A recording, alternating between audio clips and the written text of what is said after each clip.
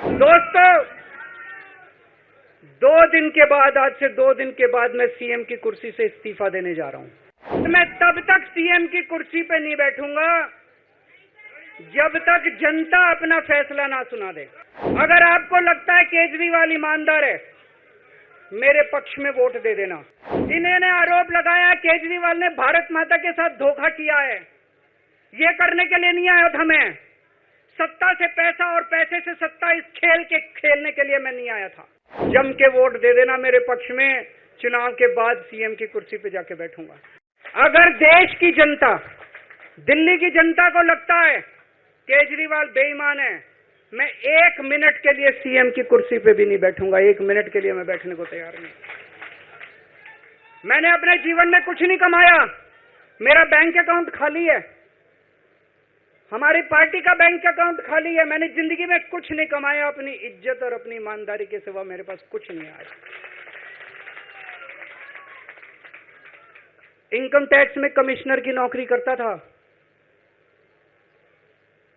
2000 में नौकरी छोड़ के सन 2000 से 2010 तक 10 साल मैंने दिल्ली की झुग्गियों के अंदर बिताए हैं।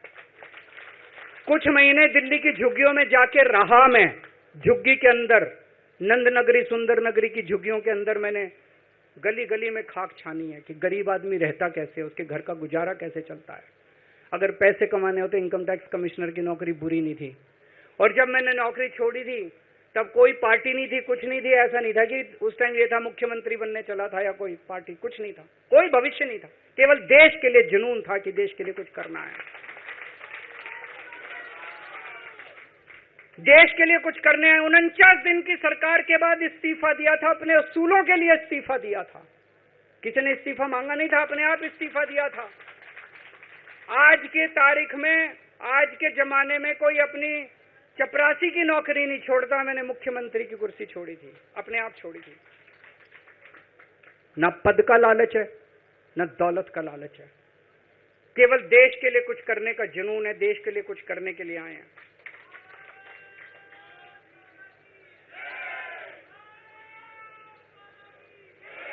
इन्होंने मेरे ऊपर आरोप लगाए, मनीष जी के ऊपर आरोप लगाए हैं। इस देश का जो सबसे कठोर कानून है, ईडी का कानून, पीएमएलए, जिसमें बेल भी नहीं मिलती, बेल मिलनी भी मुश्किल है, उसके अंदर हमारे ऊपर तरह तरह के इन लोगों ने आरोप लगाए हैं। कोर्ट से हमको बेल मिल गई, उसके बावजूद आज की तारीख में, आज जो स्थिति है, इससे फालतू कोर्ट और कुछ नहीं कर सकता था जितना कोर्ट ने कर दिया हमारे पक्ष में। हम कोर्ट के बहुत शुक्रगुजार हैं। कोर्ट ने हमें बेल दे दी, अभी बेल तक ही दे सकता था। अब ये केस चलेगा। मैंने वकीलों से पूछा, मैंने कहा मेरा दिल कहता है कि जब तक ये मैं कोर्ट से बरी होके ना आ जाऊं तब तक मैं सीएम की कुर्सी पे नहीं बैठूंगा। उन्होंने कहा जी ये 10 साल चलेगा केस, कोई कह रहा है 15 साल चलेगा केस, कोई कह रहा है 20 साल चलेगा केस।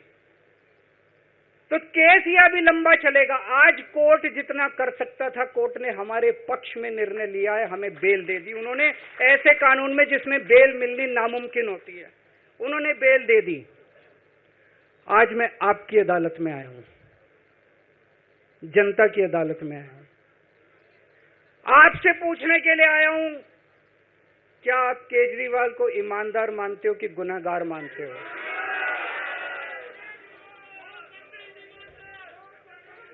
मैं दिल्ली की जनता से पूछना चाहता हूं, मैं देश की जनता से पूछना चाहता हूं कि क्या केजरीवाल ईमानदार है कि गुनहगार है?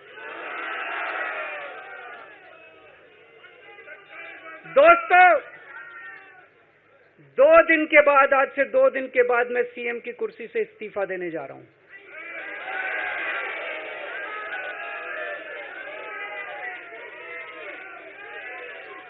और मैं तब तक सीएम की कुर्सी पे नहीं बैठूंगा जब तक जनता अपना फैसला ना सुना दे। मैं जनता के बीच में जाऊंगा, गली गली में जाऊंगा, घर घर में जाऊंगा, और जब तक जनता अपना फैसला ना सुना दे कि केजरीवाल ईमानदार है, तब तक मैं सीएम की कुर्सी के ऊपर नहीं बैठूंगा।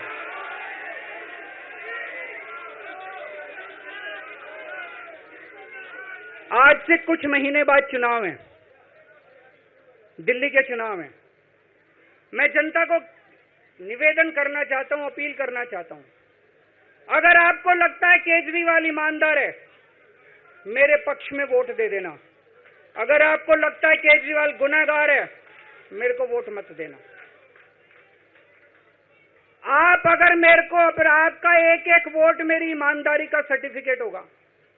अगर आप मेरे को वोट देके जिताओगे और अगर आप कहोगे कि केजरीवाल ईमानदार है, तो चुनाव के बाद, उसके बाद जाके मैं सीएम की कुर्सी पे बैठूंगा। तब तक मैं सीएम की कुर्सी पे नहीं बैठूंगा।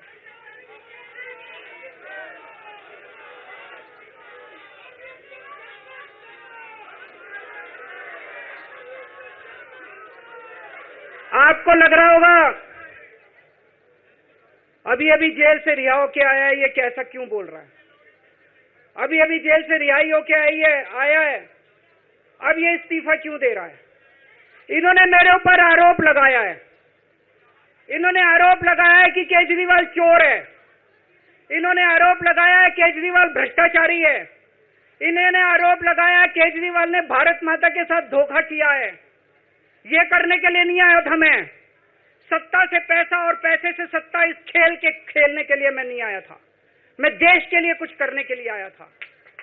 जब 14 साल के बाद भगवान राम वनवास से लौटे, सीता मैया को अग्नि परीक्षा देनी पड़ी थी। आज मैं जेल से आया हूं, मैं अपनी अग्नि परीक्षा देने के लिए तैयार हूं।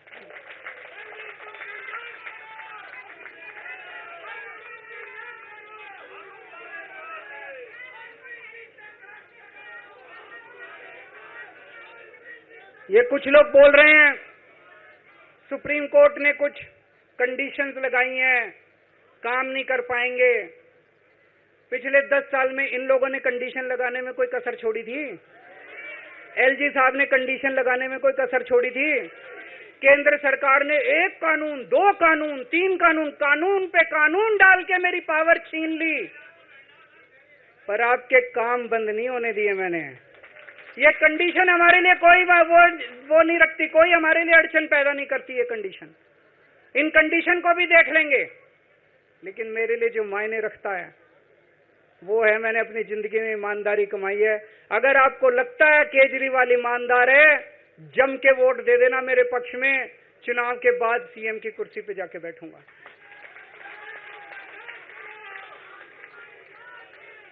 फरवरी में चुनाव है। आज इस मंच से मैं मांग करता हूं कि ये चुनाव नवंबर में कराए जाएं, महाराष्ट्र के साथ कराए जाएं, तुरंत कराए जाएं चुनाव। और जब तक आपका फैसला नहीं आएगा, तब तक मैं जिम्मेदारी नहीं संभालूंगा। और मैं, जब तक चुनाव नहीं होते, मैंने जैसे बताया 2 दिन के बाद मैं अपना इस्तीफा दूंगा। जब तक चुनाव नहीं होते, तब तक मेरी जगह आम आदमी पार्टी से कोई और मुख्यमंत्री बनेगा।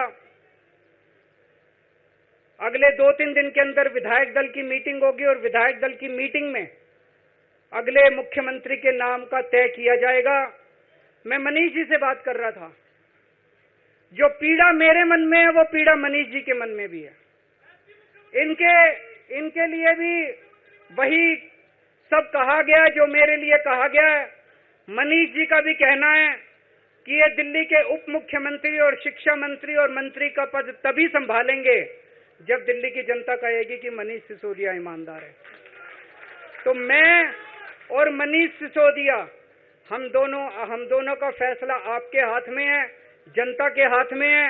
हम दोनों जनता की अदालत में जा रहे हैं, गली गली जाएंगे, जनता के बीच में जाएंगे और उनसे पूछेंगे, अगर जनता कहेगी ईमानदार है तो हम आके इसकी कुर्सी पे बैठेंगे। 2020 में आया था मैं। 2020 में मैंने कहा था, मैंने अगर काम किया हो तो मेरे को वोट देना और काम नहीं किया हो तो वोट मत देना। कहा था कि नहीं कहा था?